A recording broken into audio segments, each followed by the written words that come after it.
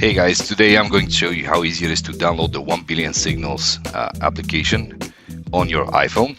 So we just need to browse 1 billion signals in iTunes. We click download, we wait a little bit, and very important, you need to click allow so that you can receive the push notifications for the signals. That's crucial, right? So here we need to enter our correct mobile numbers.